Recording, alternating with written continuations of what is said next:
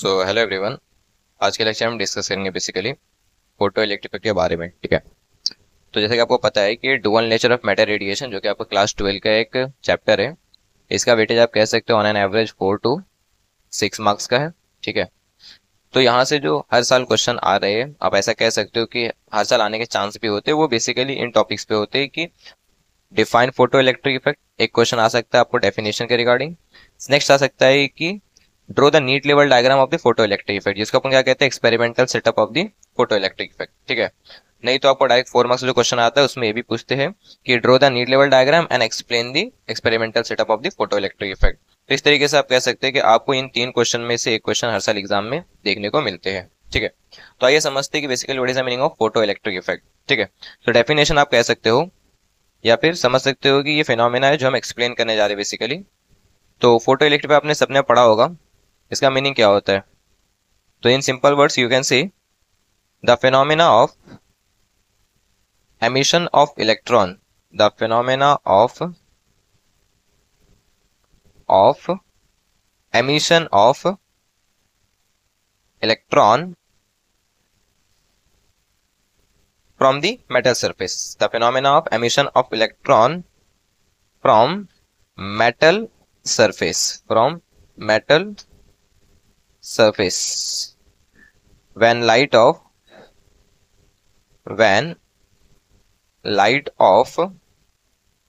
suitable frequency,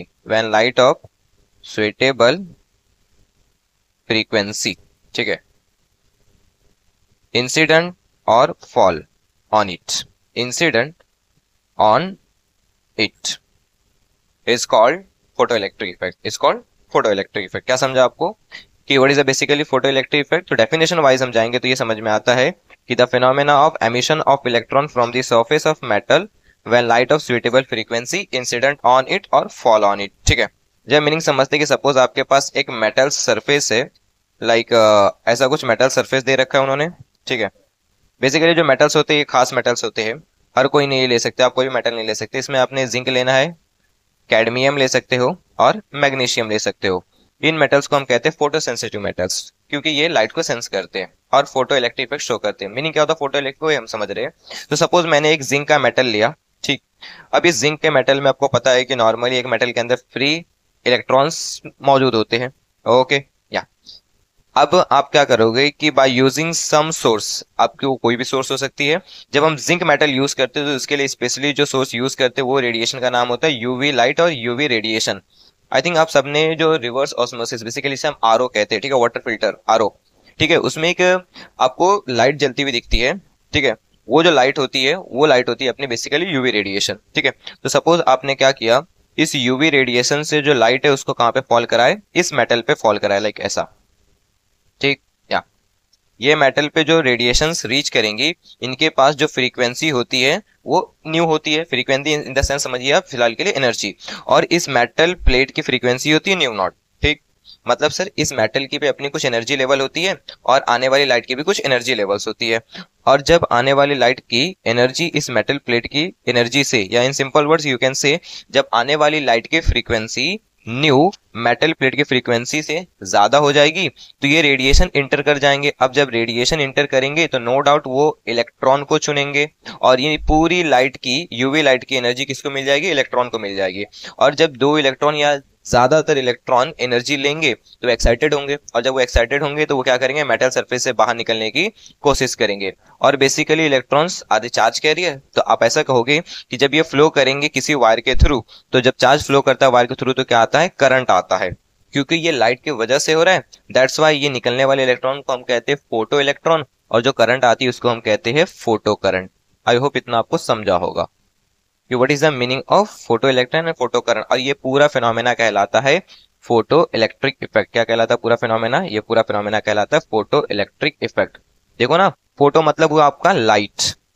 अब इस light को आपने फॉल कराया मेटल पे, ठीक है, और जब मेटल पे लाइट फॉल हुई तो उससे आपको क्या मिल रही है, करंट। और करंट क्या, बेसिकली आप कह सकते हो कि इलेक्ट्रिसिटी प्रोड्यूस हो रही है। ओके, तो इस तरीके से आपने लाइट एनर्जी को, मतलब जो सन रेज या फिर कोई भी रेडिएशन आ रही है उसको कन्वर्ट कर दिया काय में, इलेक्ट्रिकल एनर्जी में। इसका बेस्ट एग्जांपल आई थिंक सबको पता है, इसका एक एग्जांपल है सोलार पैनल। अरे हाँ या ना, सोलार पैनल आपने देखा है, सोलार पैनल में क्या होती है, ऊपर से रेडिएशंस आती है, वो रेडिएशंस किसी मेटल पे फॉल करती है जिसे आपको सोलार पैनल कहते हैं, और उससे जो इलेक्ट्रॉन्स बाहर निकलते हैं वो आप करंट फ्लो होता है बेसिकली, और उसको आप स्टोर करते हो in the form of battery.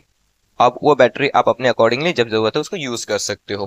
तो ये था फंडा जो कि आपने समझा फोटो इलेक्ट्रिक इफेक्ट किसको कहते हैं। क्लियर इतना? यस।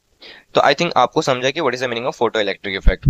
अभी second one is the draw the neat level diagram of the experimental setup of the photo electric effect. जैसा अभी सेकंड क्वेश्चन आप देख रहे थे यहाँ पे, experimental setup of the photo electric effect, ये क्लियर है, हाँ ये हो चुका है। अभी हम इसको जाएंगे डिस्कस करेंगे।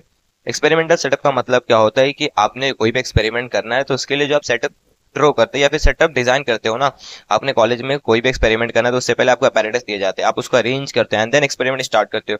सिमिलरली जब आइंस्टाइन ने एक्सपेरिमेंट किया था फोटो इलेक्ट्रिक इफेक्ट, जब आइंस्टाइन ने परफॉर्म किया था, ये ईयर था 1901 से लेके 1905 का टाइम था जब ये सेटअप डिजाइन किया गया था, और ये जब सक्सेसफुल हो गया तो इसको 1915 तक जाके आइंस्टाइन को नोबेल प्राइज मिला था।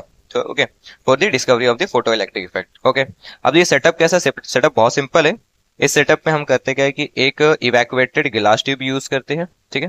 देयर इज वन इवैक्यूएटेड गिलास ट्यूब, आप ऐसा कह लो। गिलास ट्यूब यूज करने का रीजन ये होता है कि आप उसको क्या कर रहे हैं, इवैक्यूएटेड कर रहे हो, मतलब टोटली बाहर के पार्टिकल्स या बाहर के चीजें अंदर ना आ सके, इसलिए आप उसको क्या कर रहे हो, कवर कर रहे हो ऐसे ग्लास से, ठीक है। तो ये आपका एक ट्यूब हो गया। फिर उसके बाद उसमें एक विंडो आप बना देते हो यहाँ पे, ठीक है। ये विंडो एक पर्टिकुलर मटेरियल का होता है जिसे हम कहते हैं क्वार्ट्ज विंडो। क्या कहते हैं हम इसको, क्वार्ट्ज का विंडो कहते हैं। This one is the quartz window. Okay, quartz window जो होता है वो लाइट को अलाउ करता है, एब्जॉर्ब नहीं करता, ठीक है। तो देयर इज इवैक्यूएटेड गिलास tube, this one is the evacuated glass tube. Okay, and ये जो विंडो है उसे हम कहते हैं क्वार्ट्ज विंडो। फिर हम यहाँ पे लगाते हैं दो इलेक्ट्रोड्स, दो इलेक्ट्रोड्स मतलब दो मेटल के आप रॉड्स लगा लो, ऐसा कह लो। एक आपने यहाँ पे लगा दिया और एक आपने यहाँ पे लगा दिया, ठीक, और एक आपने यहाँ पे लगा दिया, ठीक। और इसको कनेक्ट कर देते हो आप वायर के थ्रू, लाइक दिस, ठीक। ध्यान देना, ये डायग्राम आपने एज इट इज एग्जाम में निकालने हैं। ओके, ये आप एक वायर के ऊपर से दूसरा वायर क्रॉस कर रहे हो, लाइक इसलिए आपने ऐसा जंप का साइन दिखाया। ओके, फिर यहाँ पे आप एक और वायर एक्सटर्नल ऐसे लगाते हो एंड यहाँ पे भी एक ऐसा लगाते हो, ठीक है। इतना समझा? ये आपने जो दो इलेक्ट्रोड्स लगाए बेसिकली, इनके नाम होते हैं, ठीक है, इनके नाम है, वो नाम भी आपको पता होना चाहिए। इसे हम कहते हैं एमीटर प्लेट। एमीटर क्यों कहते हैं तो उसके पीछे रीजन है, समझ जाओगे अभी। इट्स ए एमीटर प्लेट, जो आपने प्लेट लगाया, जो इलेक्ट्रोड लगाया है।